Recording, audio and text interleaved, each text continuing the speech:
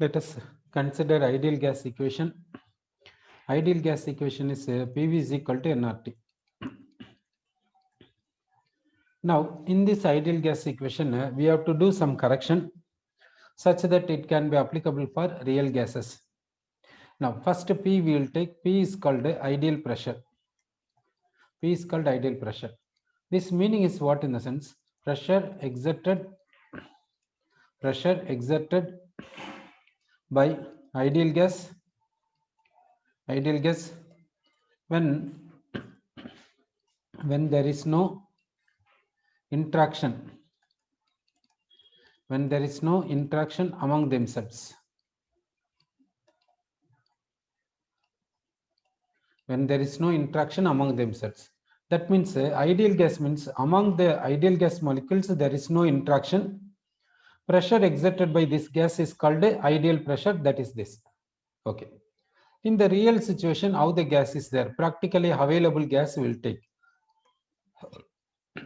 Practically available gas. Now, practically available gas we will take in a vessel. These are the gas molecules.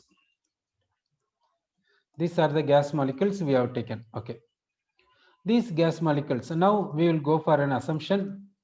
What is assumption means? No interaction. No interaction. We will assume that no interaction we will assume. Now, this molecule is making collision on wall of the vessel.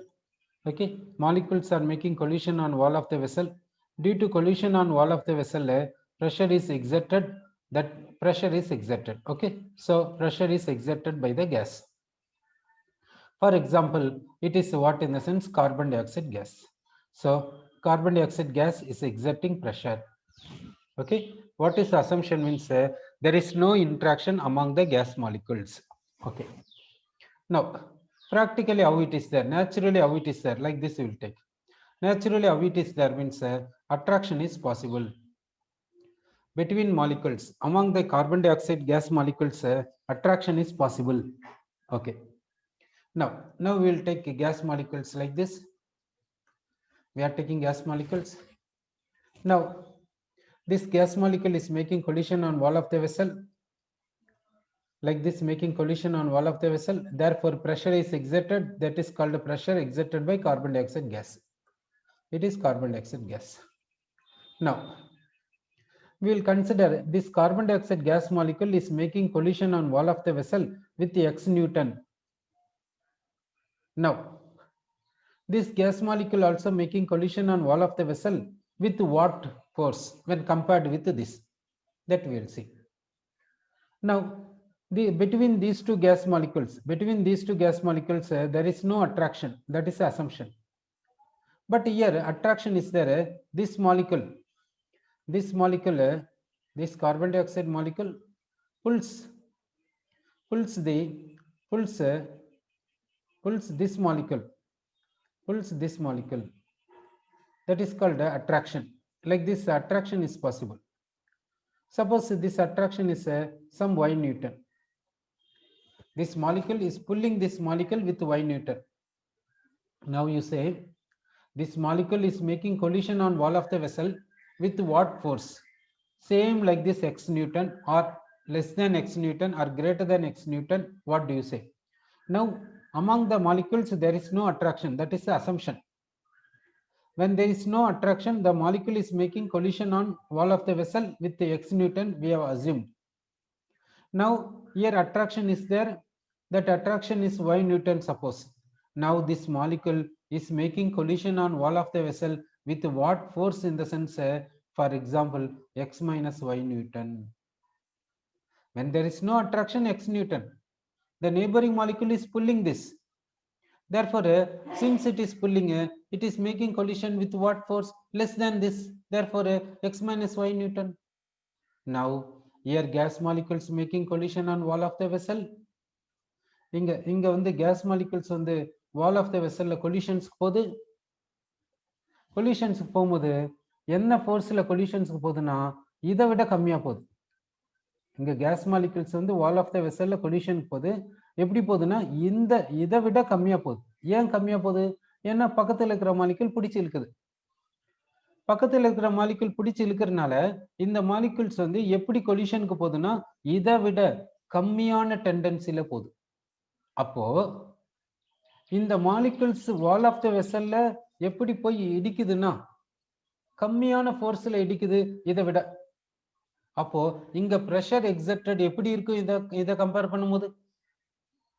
இப்போ இந்த molecule போய் வால் of the வெசல்ல collision போகுது. எப்படி collision போகுது? இதை விட கம்மியா போகுது. ஏன்னா பக்கத்துல இருக்கிற மாலிக்யூல் இதை பிடிச்சி இழுக்குது இல்ல. இந்த பக்கத்துல இருக்கிற மாலிக்யூல் இதை பிடிச்சி இழுக்கும் போது இது எப்படி போய் இதை இடிக்கும்? கம்மியான ஃபோர்ஸ்ல போய் இடிக்குமா இல்ல எப்படி இடிக்கும்? யோசிச்சு பாருங்க. அப்போ இது இந்த வால் ஆஃப் த வெசல்ல போயிட்டு இடிக்கும் போது எப்படி இடிக்கும்னா கம்மியான ஃபோர்ஸ்ல போய் இடிக்கும். ஏன்னா பக்கத்துல இருக்கிற மாலிக்யூல் தான் இதை விட மாட்டேன் பிடிச்சி இழுக்குது. அப்போ இந்த மாலிக்யூல் வால் ஆஃப் த வெசல்ல எப்படி கொலிஷனுக்கு போகுதுன்னா கம்மியான ஃபோர்ஸ்ல போகும் இதை கம்பேர் பண்ணும்போது. அப்போ இங்க பிரஷர் எக்ஸர்டட் எப்படி இருக்குன்னு நினைக்கிறீங்க இதை கம்பேர் பண்ணும்போது? அப்போ பிரஷர் எக்ஸர்டட் எப்படி இருக்குன்னா கம்மியா இருக்கும். இங்க பிரஷர் எக்ஸர்டட் எப்படி இருக்குன்னா அதிகமா இருக்கும். அப்போ இன்ட்ராக்ஷன் இல்லைன்னா பிரஷர் எக்ஸர்டட் அதிகமா இருக்கும். சப்போஸ் அட்ராக்ஷன் இருக்குதுன்னா பிரஷர் எக்ஸர்டட் கம்மியா இருக்கும். அப்படின்னா ஐடியல் பிரஷர்னா இன்ட்ராக்ஷன் இல்லாத போது கேஸ் மாலிகுல்ஸ் பிரஷர் எக்ஸர்ட் பண்ணும் பாருங்க, அதுதான் ஐடியல் பிரஷர்னு சொல்லணும். இன்ட்ராக்ஷன் இருக்கும்போது பிரஷரை வந்து என்னன்னு சொல்லணும்னா கேஸ் இது வந்து ப்ராக்டிக்கலா எக்ஸர்ட் ஆகக்கூடிய பிரஷர், அவ்வளவுதான். ஓகேவா? அப்போ இந்த பிரஷரையும் இப்போ கம்பேர் பண்ண போறோம். ஓகே சார், இப்போ ஐடியல் பிரஷர் எடுத்துக்கிறோம். ஐடியல் பிரஷர், இந்த ideal pressure is equal to pressure exerted by the gas அன்ட்டு சொல்ல முடியுமான்னு சொல்ல முடியாது. அப்போ எப்படி இருக்குதுன்னா இந்த ஐடியல் பிரஷர் எப்படி இருக்குதுன்னா இந்த பிரஷர் ஆஃப் கேஸை விட அதிகமா இருக்குது. ஐடியல் பிரஷருக்கு தான் மேக்னிடியூட் அதிகம் இந்த கேஸ் எக்ஸர்ட் பண்ணக்கூடிய பிரஷரை விட. ஏன்னு பாத்தீங்கன்னா இங்க அட்ராக்ஷன் கிடையாது, ஆனா இங்க அட்ராக்ஷன் இருக்குது. இங்க அட்ராக்ஷன் இல்லாதனால மாலிகுல்ஸ் வந்து அதனுடைய ஓனா போயிட்டு கொலிஷனுக்கு போகுது வால் ஆஃப் த வெசல்ல. ஆனா இங்க பக்கத்துல இருக்கிற மாலிகுல்ஸ் வந்து பிடிச்சி இழுக்கிறதுனால இந்த மாலிகுல்ஸ் எப்படி போய் வால் ஆஃப் த வெசல்ல கொலிஷனுக்கு போகுதுன்னா கம்மியான ஃபோர்ஸ்ல கொலிஷனுக்கு போகுது இதை விட. அப்போ இங்க பிரஷர் எக்ஸர்டட் எப்படி இருக்கும்? கம்மியா இருக்கும் இதை விட. சரி, அப்ப என்ன செய்யலாம்னா இங்க எப்படி கரெக்ஷன் பண்ணலாம்னா ideal pressure is equal to pressure of gas plus some pressure correction அப்படி சொல்றோம். ஓகேவா? இப்போ ஐடியல் பிரஷரையும் பிரஷர் ஆஃப் கேஸையும் இப்படி கனெக்ட் பண்ணி இப்படி ரிலேட் பண்ணிட்டோம். ஏன்னா பிரஷர் ஆஃப் கேஸ் வந்து கம்மி, ஐடியல் பிரஷர் அதிகம். அப்ப என்ன பண்ணணும்? இதை ஈக்குவலைஸ் பண்ணணும்னா நம்ம என்ன பண்ணணும்? இதோட சம்திங் ஆட் பண்ணணும். அந்த ஆட் பண்றது தான் என்னன்னு சொல்றோம்னா கரெக்ஷன் சொல்றோம். ஓகேவா? ஆட் பண்ண பின்னாடி இந்த சம் ஆஃப் த இந்த டோட்டல் பிரஷர் வந்து இந்த பிரஷருக்கு ஈக்குவலா இருக்குது. அதனால தான் இந்த கரெக்ஷன் என்னன்னு சொல்றாங்கன்னாக்கா பிரஷர் கரெக்ஷன் சொல்றாங்க. சரி, இப்போ இந்த பிரஷர் கரெக்ஷனை எப்படி இந்த வேல்யூஸை எப்படி நம்ம சப்ஸ்டியூட் பண்றது? இதை சப்ஸ்டியூட் பண்ணனா இந்த வேல்யூ நமக்கு தெரிஞ்சிருக்கணும்ல. இது வந்து ப்ராக்டிக்கலா கண்டுபிடிச்சிடும். மேனோமீட்டரோட கனெக்ட் பண்ணீங்கன்னா மேனோமீட்டர் வந்து இந்த பிரஷர் என்னன்னு காமிச்சிருது. இப்போ இது நமக்கு தெரியாது. ஏன் தெரியாதுன்னா ஐடியாலிட்டியே இல்லைன்னும் போது எப்படி கண்டுபிடிக்க முடியாது? இதை கண்டுபிடிக்க முடியாது. இதை மேனோமீட்டரை வச்சு கண்டுபிடிச்சிடலாம். இப்போ இதை நம்ம சப்ஸ்டியூட் பண்ணாதானே இந்த வேல்யூ நமக்கு தெரியும். அப்போ இதை சப்ஸ்டியூட் பண்ணோம்னா நம்ம என்ன செய்யணும்? நோன் வேல்யூஸ்ல இருந்து போகணும். சரி, நோன் வேல்யூஸ் என்னன்னு பார்க்கலாம். இப்போ என்னென்ன நோன் வேல்யூஸ் பார்க்கலாம். இப்போ வந்து கேஸ் எடுத்துக்கிறோம். இந்த வெசல் எடுத்துக்கணும். இந்த வெசல்னுடைய வால்யூம் நமக்கு தெரியும். வால்யூம் ஆஃப் வெசல் நமக்கு தெரியும். ஏன்னா வெசல் எடுத்துக்கிறது நம்ம தானே எடுத்துக்கிறோம். அப்போ அதனுடைய வால்யூம் தெரிஞ்ச விஷயம் தானே. சரி, ஓகே. அடுத்து வேற என்ன பேராமீட்டர்ஸ் எல்லாம் தெரியும்? வேற என்ன டேர்ம்ஸ் எல்லாம் தெரியும்னு பார்த்தாக்கா இங்க கேஸ் இருக்குதுன்னு வச்சுக்கோங்க. இங்க கேஸ் எடுத்துக்கிறோம். இதனுடைய டெம்பரேச்சர் எவ்வளவுன்னு சொல்லலாம். தெர்மாமீட்டர் யூஸ் பண்ணி இதனுடைய டெம்பரேச்சர் என்னன்னு சொல்லிடலாம். ஓகே. அடுத்து எவ்வளவு கேஸ் எடுத்துனுக்கிறோம் நமக்கு தெரியல. வெயிட் ஆஃப் கேஸ் தெரியல. வெயிட் ஆஃப் கேஸும் மாலிகுலர் மாஸ் ஆஃப் கேஸும் தெரிஞ்சா நம்பர் ஆஃப் மோல்ஸை கண்டுபிடிச்சிடலாம். அப்படின்னா number of moles of gas தெரியும். ஓகேவா? Number of moles of gas தெரியும், வால்யூம் ஆஃப் வெசல் தெரியும், டெம்பரேச்சர் தெரியும். இந்த கேஸை மேனோமீட்டரோட கனெக்ட் பண்ணி விட்டீங்கன்னா உங்களுக்கு பிரஷர் ஆஃப் கேஸ் கிடைக்கும். அதுதான் இந்த வேல்யூ தான் அது. ஆனா நமக்கு இது வேணும். சரியா? இப்போ என்னென்ன தெரிஞ்ச வேல்யூ? வால்யூம் தெரியும், நம்பர் ஆஃப் மோல்ஸ் தெரியும். அப்போ இந்த வால்யூம் ஆஃப் வெசலுக்கும் நம்பர் ஆஃப் மோல்ஸ் ஆஃப் வெசலுக்கும் இந்த ப்ரெஷர் கரெக்ஷனுக்கும் ஏதாவது ரிலேஷன் இருக்குதா அன்ட்டு நம்ம பார்க்கணும். சரி, என்ன ரிலேஷன் இருக்குதா? ப்ரெஷருக்கும் இந்த நம்பர் ஆஃப் மோல்ஸ்க்கும் வால்யூம்க்கும் ஏதாவது ரிலேஷன் இருக்குதா அன்ட்டு நம்ம பார்க்கணும். சரி, அப்படி ரிலேஷன் இருந்தா அது எப்படியாப்பட்ட ரிலேஷனா இருக்கும் அன்ட்டு பார்க்கலாம். இப்போ இந்த நம்பர் ஆஃப் மோல்ஸை நான் நியூமரேட்டர்ல எடுத்துக்கிறேன், இந்த வால்யூம் ஆஃப் வெசல்ல நான் டினாமினேட்டர்ல எடுத்துக்கிறேன். இது என்னன்னு சொல்லணும்னா கான்சன்ட்ரேஷன் அன்ட்டு சொல்லலாம். இந்த கான்சன்ட்ரேஷனுக்கும் இந்த ப்ரெஷருக்கும், இந்த ப்ரெஷர் கரெக்ஷன் இருக்குதுல்ல, இந்த ப்ரெஷர் கரெக்ஷனுக்கும் இந்த கான்சன்ட்ரேஷனுக்கும் ஏதாவது சம்பந்தம் இருக்குதா அன்ட்டு பார்க்கலாம். சரி, இப்போ கான்சன்ட்ரேஷன் அதிகமா இருக்குதுன்னு வச்சுக்கோங்க. கான்சன்ட்ரேஷன் அதிகமா இருக்குதுன்னா மாலிகுல்ஸ் வந்து நெருக்கமா இருக்குதுன்னு அர்த்தம். மாலிகுல்ஸ் நெருக்கமா இருக்குதுன்னா நம்பர் ஆஃப் கொலிஷன்ஸ் அதிகமா இருக்குதுன்னு அர்த்தம். அப்போ வால் ஆஃப் த வெசல்ல நம்பர் ஆஃப் கொலிஷன்ஸ் எப்படி இருக்குது? அதிகமா இருக்குதுன்னு அர்த்தம். வால் ஆஃப் த கொலிஷன்ல வால் ஆஃப் த வெசல் மேல நம்பர் ஆஃப் கொலிஷன்ஸ் அதிகமா இருக்குதுன்னா இந்த ப்ரெஷரும் அதிகமா இருக்கிறதுக்கான ஒரு வாய்ப்பு இருக்குது. சரி, இருக்கட்டும். அடுத்து இப்போ இந்த கான்சன்ட்ரேஷன் கம்மியா இருந்துச்சுன்னு வச்சுக்கோங்க, பாப்புலேஷன் கம்மியா இருக்குதுன்னு அர்த்தம். கான்சன்ட்ரேஷன் கம்மியா இருக்குதுன்னா பாப்புலேஷன் கம்மியா இருக்குது, அதாவது மாலிகுல்ஸ் டென்சிட்டி கம்மியா இருக்குது. அப்படின்னா மாலிகுல்ஸ் வந்து ரொம்ப தூரமா இருக்குதுன்னு அர்த்தம். மாலிகுல்ஸ் ரொம்ப தூரமா இருக்குதுன்னா கொலிஷன்ஸ் வந்து எப்படி இருக்குன்னா கம்மியா இருக்குதுன்னு அர்த்தம். அப்போ வால் ஆஃப் த வெசல்ல கொலிஷன்ஸ் எப்படி இருக்குதுன்னா கம்மியா இருக்குதுன்னு அர்த்தம். அப்போ ப்ரெஷர் எப்படி இருக்குன்னா கம்மியா இருக்குன்னு அர்த்தம். சரி, ஓகே. அப்படின்னா இந்த ப்ரெஷருக்கும் கான்சன்ட்ரேஷனுக்கும் ஏதோ ரிலேஷன் இருக்குது. சரி, அப்போ ப்ரெஷருக்கும் கான்சன்ட்ரேஷனுக்கும் ரிலேஷன் இருக்குதுன்னா ரிலேஷன் இருக்கிறது நமக்கு ஓரளவுக்கு தெரிய வருது. சரி, அப்படின்னா இது ஒரு ப்ரெஷர் டேர்ம் தானே, இது கரெக்ஷனா இருந்தாலும் இது ஒரு கரெக்ஷன் டேர்ம் தான், கரெக்ஷனா இருந்தாலும் இது ஒரு ப்ரெஷர் தானே. அப்படின்னா இந்த ப்ரெஷருக்கும் கான்சன்ட்ரேஷனுக்கும் ஏதோ சம்பந்தம் இருக்குது. அது என்ன சம்பந்தம் அன்ட்டு நம்ம பார்க்கலாம். இப்போ வந்து நான் இப்படி மாலிகுல்ஸ் எடுத்துக்கிறேன். இந்த மாலிகுல்ஸ் வந்து இந்த வால் ஆஃப் த வெசல்ல கொலிஷனுக்கு போகுது, இந்த வால் ஆஃப் த வெசல்ல கொலிஷனுக்கு போகுது. இப்போ அட்ராக்ஷன் இல்லாம இருக்கும் போது இந்த மாலிகுல் இந்த வால் ஆஃப் த வெசல்ல போய் வால் ஆஃப் த வெசல்ல இடிக்குது. எவ்வளவு ஃபோர்ஸ்ல இடிக்குதுன்னா எக்ஸ் நியூட்டன்ல இடிக்கிறதா வச்சுக்கலாம். சரி, எக்ஸ் நியூட்டன்ல இடிக்கிறதா வச்சுக்கலாம்.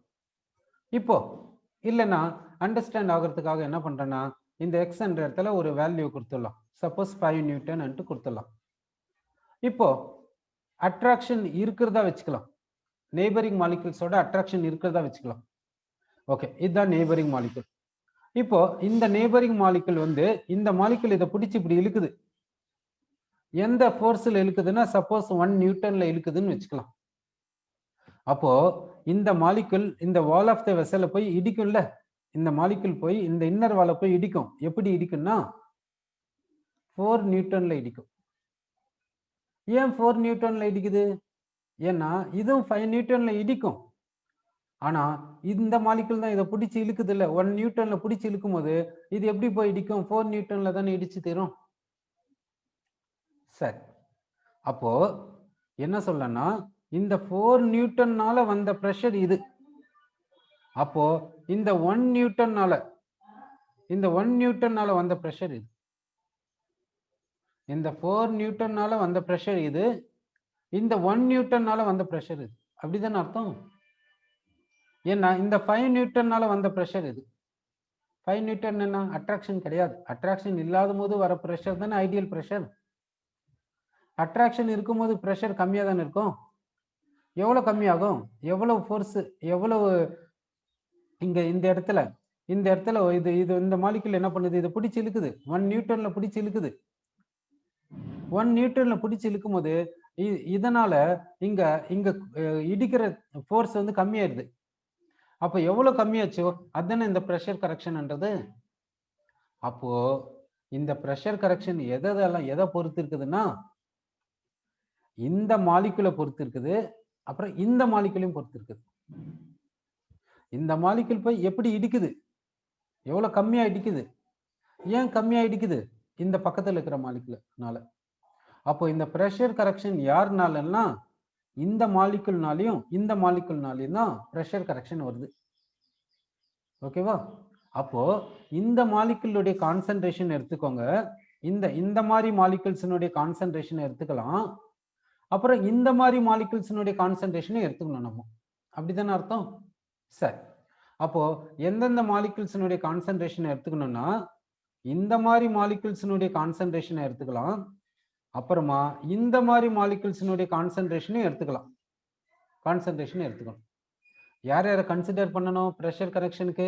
இந்த மாதிரி மாலிகூல்ஸ்னுடைய கான்சென்ட்ரேஷனை கன்சிடர் பண்ணிக்கணும். அடுத்து இந்த மாதிரி மாலிகூல்ஸ்னுடைய கான்சென்ட்ரேஷனை கன்சிடர் பண்ணிக்கணும். சரி. அப்போ இந்த பிரஷர் கரெக்ஷன் என்னன்னு சொல்லலாம்? Pressure correction is directly proportional to this n/v into n/v அப்படி சொல்லலாம். சரி. இந்த n என்ன நம்பர் ஆஃப் மோல்ஸ், இந்த n என்ன நம்பர் ஆஃப் மோல்ஸ். அப்போ இந்த n என்ன நம்பர் ஆஃப் மோல்ஸ் யாருன்னா இதுதான். இந்த n என்ன நம்பர் ஆஃப் மோல்ஸ் யாருன்னா இது. இப்போ சொல்லுங்க. இப்போ நம்பர் ஆஃப் மோல்ஸ் வந்து இனிஷியலா நம்ம சம் வேல்யூ எடுத்துக்கணும். சப்போஸ் 1 மோல்னு வச்சுக்கலாம். இப்போ இந்த இடத்துல நம்பர் ஆஃப் மோல்ஸ் எவ்வளவு? எந்த மாலிகூல்ஸ் எல்லாம் இந்த இடத்துக்கு வரும் கொலிஷன் வால் ஆஃப் த வெசல்ல கொலிஷனுக்கு போறதுக்கு? இந்த இடத்துல எத்தனை மோல்ஸ் இருக்கும்? எத்தனை மோல்ஸ் இந்த இடத்துக்கு வந்து இந்த வால் மேல கொலிஷனுக்கு போகும்?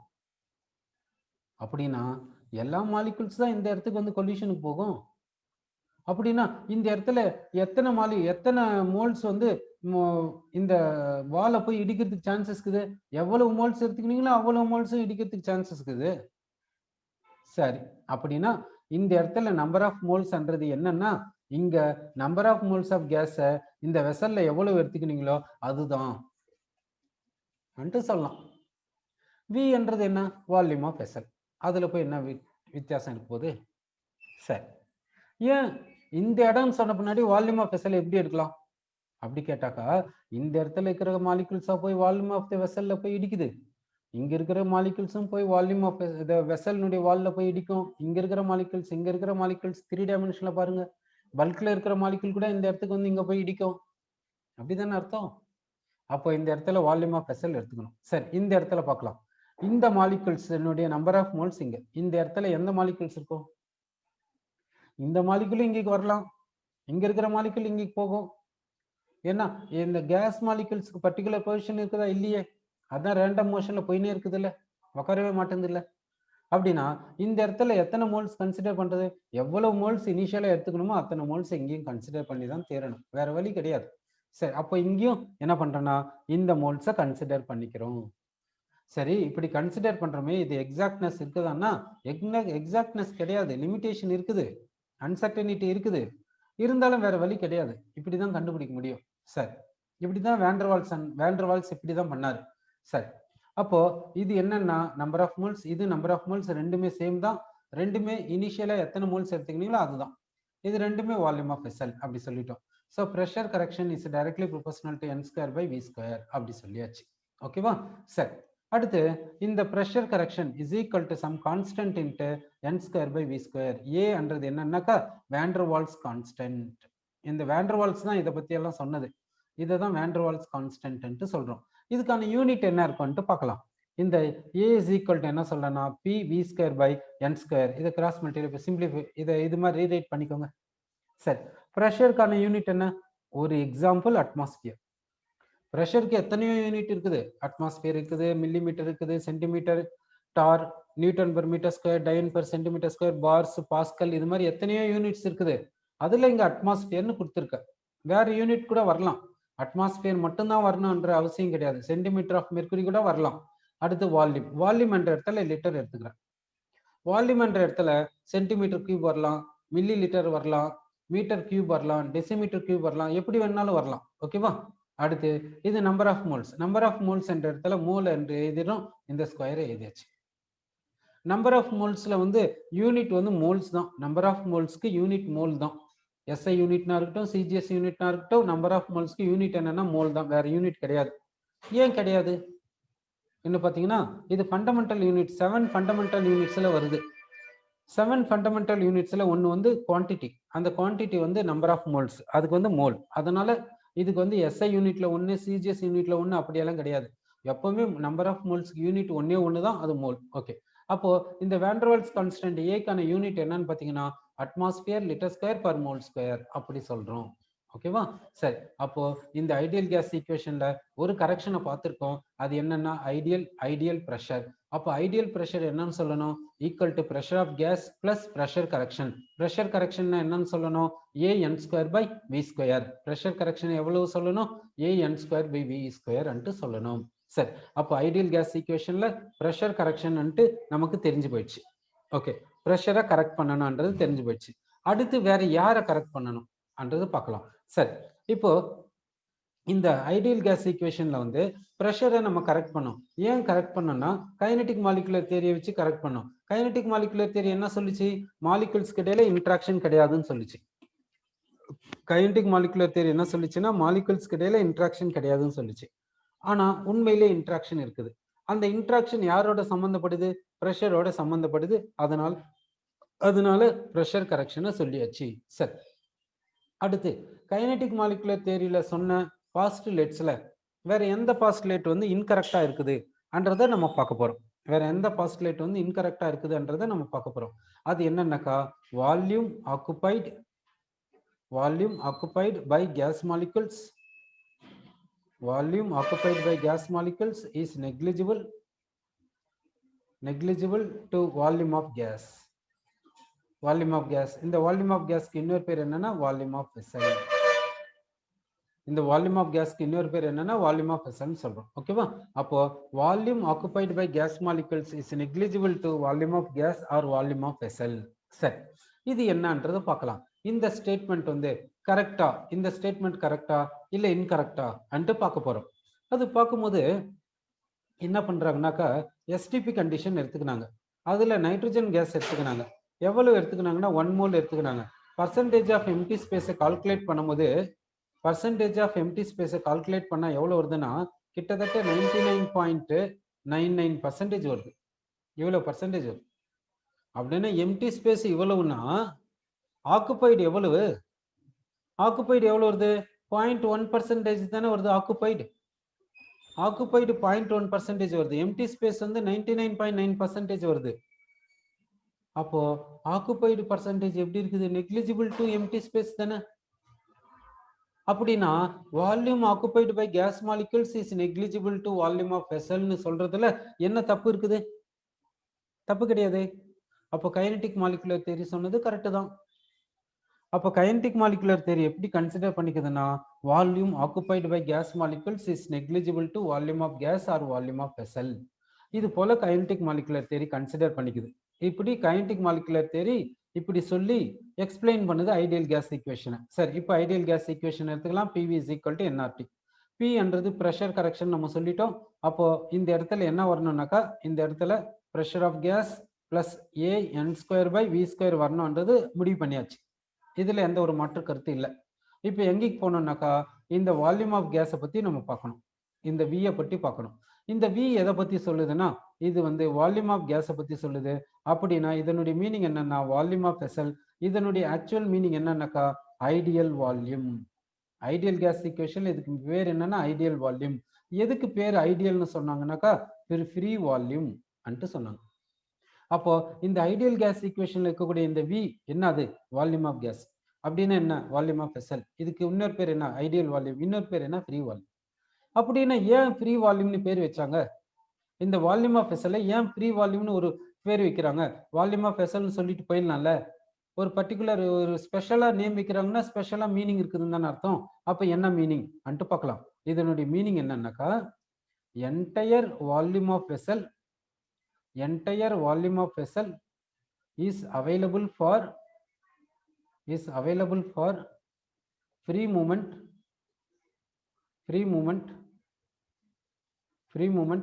of gas molecules, of all gas molecules. இது அதனுடைய மீனிங்.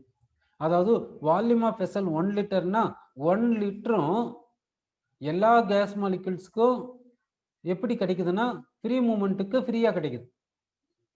எல்லா கேஸ் மாலிகுல்ஸும் ஃப்ரீயா மூவ் ஆகுது இந்த என்டையர் வெசல்ல. இந்த ஃப்ரீ வால்யூம்னா இதனுடைய மீனிங் என்னன்னா எல்லா கேஸ் மாலிகுல்ஸும் ஃப்ரீயா மூவ் ஆகுது டு வாட் வால்யூம்னா to entire volume of this vessel. அதான் இந்த ஃப்ரீ வால்யூத்தினுடைய மீனிங். சரி, இது கரெக்டா அன்னு பார்த்தா இது கரெக்ட் தானே. இங்க பாருங்க, எஸ்டிபி கண்டிஷன் கொடுத்துட்டாங்க, நைட்ரஜன் கேஸ் கொடுத்துட்டாங்க. இந்த 1 mole ஆஃப் நைட்ரஜன் கேஸ் எடுத்துக்கிறாங்க. பர்சன்டேஜ் ஆஃப் எம்டி ஸ்பேஸ்ன்னு பார்த்தா 99.99% வருது எம்டி ஸ்பேஸ். அப்போ ஆக்குபைடு பர்சன்டேஜ் எவ்வளவு? கிட்டத்தட்ட 0.1% தானே ஆக்குபைடு வால்யூம். அப்போ இந்த ஆக்குபைடு வால்யூமை நெக்லெக்ட் பண்றதுல என்ன தப்பு இருக்குது? நெக்லெக்ட் பண்ணிக்கலாம்ல. ஏன்னா 0.1% தானே, ஈவன் 1% கூட கிடையாது இல்ல. அப்போ occupied volume is negligible to volume of vessel. அது போல அசம்ஷனை எடுத்துக்கிறாங்க கைனடிக் மாலிகுலர் தியரியில. இதுல தப்பும் கிடையாது. சரி, எஸ்டிபின்னா என்ன அர்த்தம்? 1 அட்மாஸ்பரிக் பிரஷர். 1 atmospheric pressure. இப்போ எல்லா கேஸுமே எப்பவுமே 1 அட்மாஸ்பியர்ல இருக்குமா? சரி, ஹேபர்ஸ் ப்ராசஸ் எடுத்துக்கலாம். ஹேபர்ஸ் ப்ராசஸ்ல பாத்தீங்கன்னா ஹைட்ரஜனோட ரியாக்ட் ஆயிட்டு அமோனியாவை கொடுக்குது. அங்க என்ன கண்டிஷன் கொடுக்குறாங்கன்னா, ஆப்டிமம் பிரஷர்ன்ட்டு கிட்டத்தட்ட 200 அட்மாஸ்பியரை கொடுக்குறாங்க. 200 அட்மாஸ்பியருக்கு இந்த 1 அட்மாஸ்பியருக்கு எது எங்க இருக்குது பாருங்க. 200 அட்மாஸ்பியர்னா அந்த இடத்துல நிக்க முடியுமா? எவ்வளவு பிரஷர் இருக்கும்? ஒண்ணு இல்ல, காத்து கொஞ்சம் பலமா வீசினாவே நம்ம ஆடுறோம். கரெக்ட் இல்ல? அப்படியே கீழே தள்ளுற மாதிரி ஃபீல் பண்றோம்ல. அப்போ 200 அட்மாஸ்பியர்னா எப்படி இருக்கும் யோசிச்சு பாருங்க.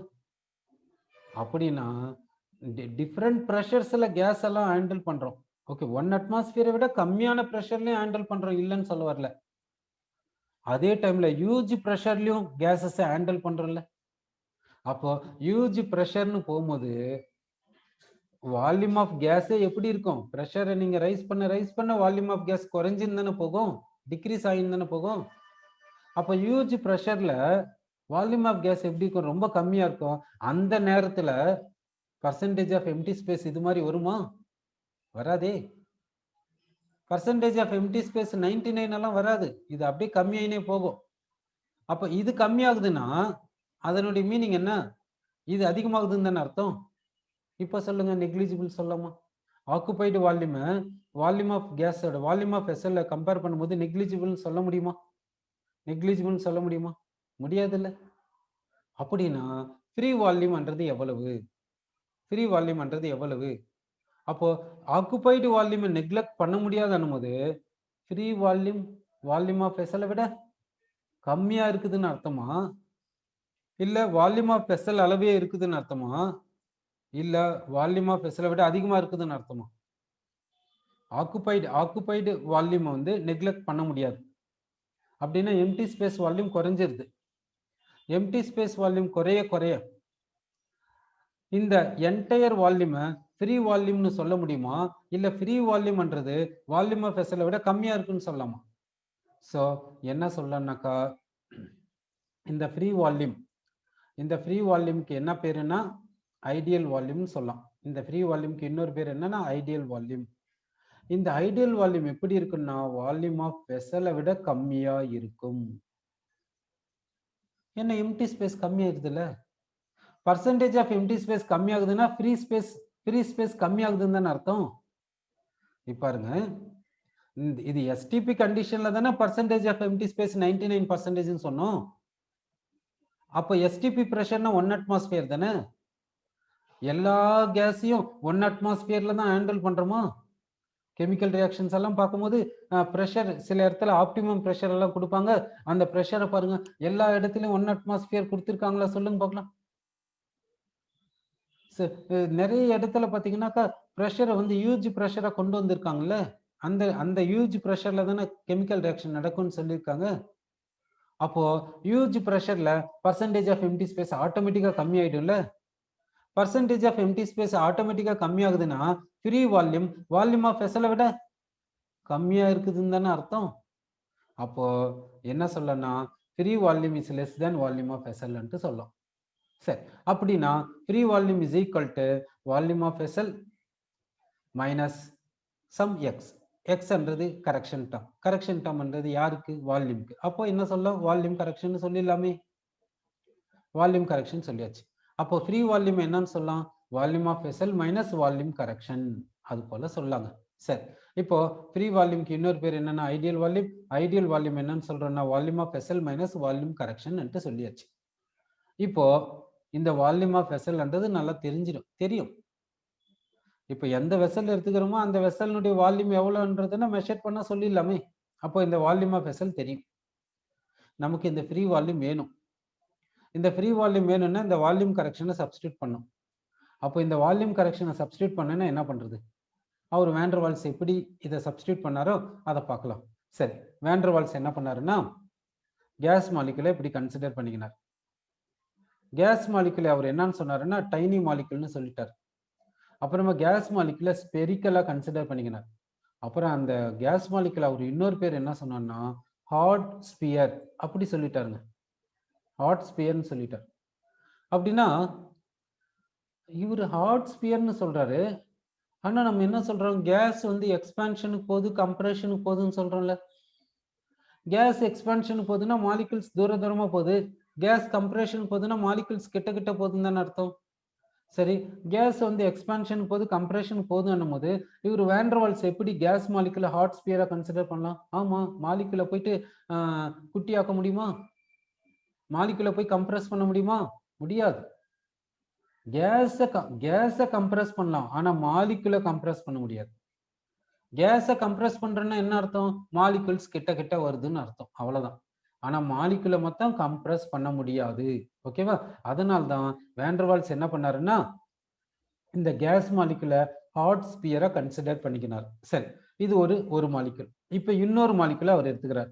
இப்ப இன்னொரு மாலிகுல் இந்த மாலிகுலோட ஜஸ்ட் கான்டாக்ட்ல இருக்குது, அதாவது கொலிஷனுக்காக. கொலிஷன்னால ஜஸ்ட் கான்டாக்ட்ல இருக்குது. இப்படி ஒரு 2 மாலிகுல்ஸை எடுத்துக்கினாரு. சரி, இந்த மாலிகுலுக்கு எவ்வளவு ரேடியஸ்னா இந்த மாலிகுலுக்கு வந்து ரேடியஸ் எவ்வளவுனா கேபிட்டல் ஆர் அப்படி வச்சுக்கலாம், இல்லைன்னா ஸ்மால் ஆர் அப்படி வச்சுக்கலாம். ஓகேவா? சரி, இந்த மாலிகுலினுடைய ரேடியஸ் என்னன்னு வச்சுக்கிறோம்னா ஸ்மால் ஆர் அப்படி வச்சுக்கிறோம். ஓகே, ஸோ இப்போ radius of hard sphere, radius of hard sphere. அந்த ஹாட் ஸ்பியர்ன்றது யாரு? மாலிகுல். ஓகேவா? மாலிகுலை கம்ப்ரெஸ் பண்ண முடியாது. ஓகேவா? சரி, அந்த இதுக்கு வந்து எவ்வளவுன்னா ஆர் வச்சுக்கினார். அடுத்து என்ன பண்ணாருன்னா இவரு இந்த 2 மாலிகுல்ஸை வச்சு இது ஒரு ஸ்பியர் இது ஒரு ஸ்பியர், இவரு இன்னொரு ஸ்பியரை வரைஞ்சிட்டாருங்க. இவர் என்ன பண்ணாருன்னா இன்னொரு ஸ்பியரை இப்படி வரைஞ்சு விட்டாருங்க. இப்படி இன்னொரு ஸ்பியரை வரைஞ்சு விட்டாருங்க. இந்த ஸ்பியருக்கு என்ன ரேடியஸ்? இந்த ஸ்பியர்னுடைய ரேடியஸ் எவ்வளவுனா இங்க இருந்து இது வரைக்குங்க, இந்த ஸ்பியர்னுடைய ரேடியஸ். ஓகேவா? சரி, இதுக்கு ரேடியஸ் எவ்வளவுனா ரேடியஸ் வந்து கேபிட்டல் ஆர், அது that is equal to 2r சொல்றாருங்க. இது அக்செப்ட் பண்ண முடியுமா? ஆர்ன்றது என்ன, ஸ்மால் ஆர்ன்றது என்ன? Radius of a molecule. இந்த மாலிகுலினுடைய சென்டர் பாயிண்ட் எடுத்துக்கிறாரு, இந்த மாலிகுலினுடைய சென்டர் பாயிண்ட் எடுத்துக்கிறாரு. இந்த ரெண்டு சென்டர் பாயிண்ட் வச்சு இவர் ஒரு ஸ்பியரை வரைஞ்சிட்டாரு. அந்த ஸ்பியருக்கு ரேடியஸ் என்னன்னாக்கா இந்த ஆரை போல 2 டைம்ஸ் இருக்குன்னு சொல்றாரு. கரெக்ட் தானே? சரி, ஓகே. இப்போ என்ன பண்றாருன்னா இப்போ இன்னொரு மாலிகுலை எடுத்துக்கிறாருங்க. இப்போ ஒரு தேர்ட் மாலிகுலை எடுத்துக்கிறாரு. இந்த தேர்ட் மாலிகுல் எடுத்துக்கிறாரு. இப்போ எப்படி நம்ம எடுத்துக்கணும்னா எல்லா மாலிகுல்ஸ்க்கும் சேம் ரேடியஸ்ன்னு எடுத்துக்கலாம், சேம் டைப் ஆஃப் கேஸ் எடுத்துக்கலாம், எல்லா மாலிகுலுக்கும் சேம் ரேடியஸ். இப்போ இந்த மாலிகுல், இப்போ இந்த 2 மாலிகுல்ஸ் இப்படி கொலிஷன்ல இருக்கும்போது இது வந்து தேர்ட் மாலிகுல். இந்த தேர்ட் மாலிகுல்னால இந்த பிளாக் ஸ்பியருக்குள்ள ஃப்ரீயா மூவ் ஆக முடியுமா, மூவ் ஆக முடியாதா சொல்லுங்க. இப்போ இந்த மாலிகுல் 1 இது மாலிகுல் 2, இந்த 2 கேஸ் மாலிகுல்ஸ் கொலிஷன்ல இருக்கும்போது, ஜஸ்ட் கான்டாக்ட்ல இருக்கும்போது இந்த தேர்ட் மாலிகுல்னால இந்த பிளாக் ஸ்பியர் இருக்குது பாருங்க, இந்த பிளாக் ஸ்பியர்னுடைய இந்த இப்படி இருங்க கொஞ்சம் மாற்றத்தை எடுத்துக்கலாம்.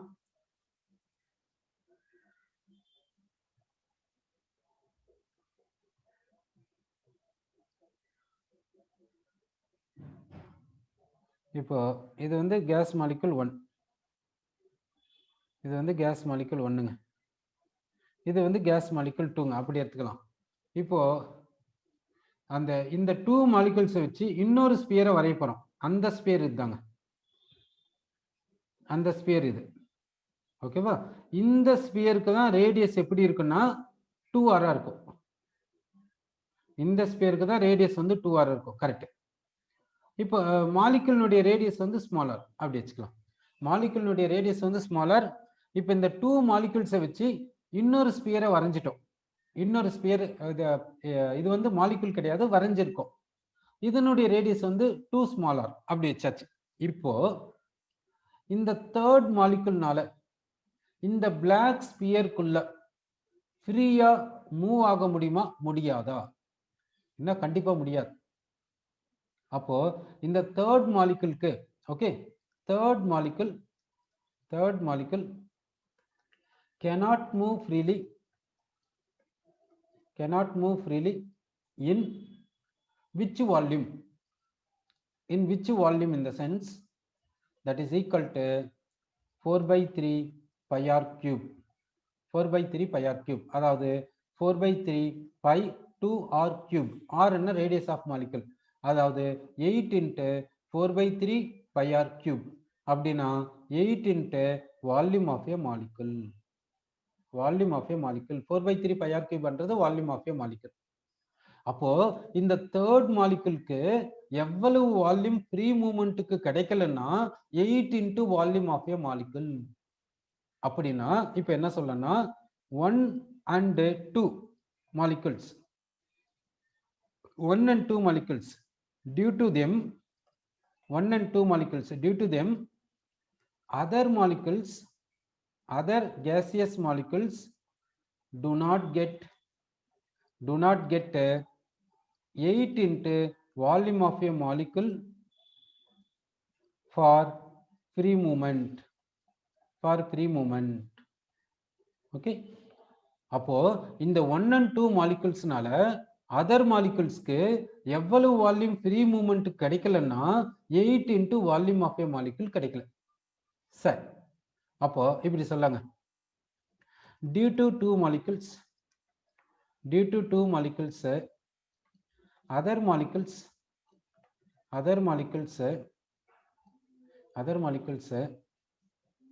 do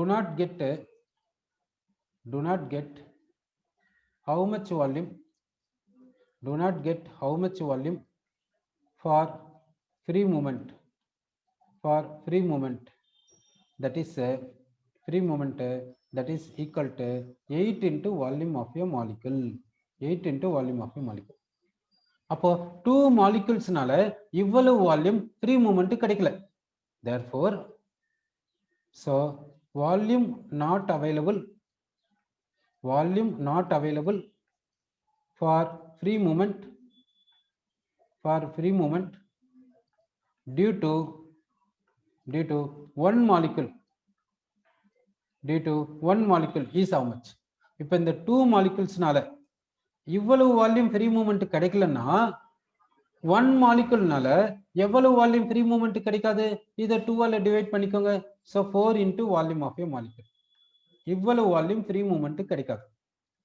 அப்போ 2 moleculesனால இவ்வளவு வால்யூம் ஃப்ரீ மூவ்மெண்ட் கிடைக்கலன்னா ஒரு மாலிகுல்னால எவ்வளவு வால்யூம் ஃப்ரீ மூவ்மெண்ட் கிடைக்காதுன்னா இதை 2 ஆல டிவைட் பண்ணிக்கணும். so 4 into volume of a molecule. அதாவது இதை எஃபெக்டிவ் வால்யூம் சொல்லுவாங்க. ஏன்னா 1 molecule சொல்லிட்டு இப்படி 4 into volume of a molecule எப்படி சொல்றீங்கன்னாக்கா இது வந்து எஃபெக்டிவ் வால்யூம், இவ்வளவு வால்யூம் கிடைக்காது அப்படி சொல்றாரு. சரி, ஒரு மாலிகுல்னால இவ்வளவு வால்யூம் கிடைக்கலன்னா 1 mole of moleculesனால எவ்வளவு வால்யூம் ஃப்ரீ மூவ்மெண்ட் கிடைக்காதுன்னு பார்க்கலாம். so volume not available for free movement due to Avogadro number of molecules எவ்வளவுன்னா 4 into volume of molecule into Avogadro number. இதுதான் என்னன்னு சொல்றேன்னா excluded volume. இந்த excluded volume தான் என்னன்னு சொல்றேன்னா B ன்னு சொல்றோம். இது யாருக்குன்னா 1 mole of molecules. அப்ப n mole of molecules என்ன சொல்றது? NB ன்னு சொல்றது. இதுதான் என்னன்னு சொல்றோம்னா வால்யூம் கரெக்ஷன் அன்ட்டு சொல்றோம். ஓகேவா? அப்ப இந்த வால்யூம் கரெக்ஷனை தான் என்னன்னு சொல்றோம்னா NB அன்ட்டு சொல்றோம். இந்த வால்யூம் கரெக்ஷனை மட்டும் மறுபடியும் நாளைக்கு பார்க்கலாம். இந்த வால்யூம் கரெக்ஷனை மட்டும் மறுபடியும் அகைன் பார்க்கலாம்.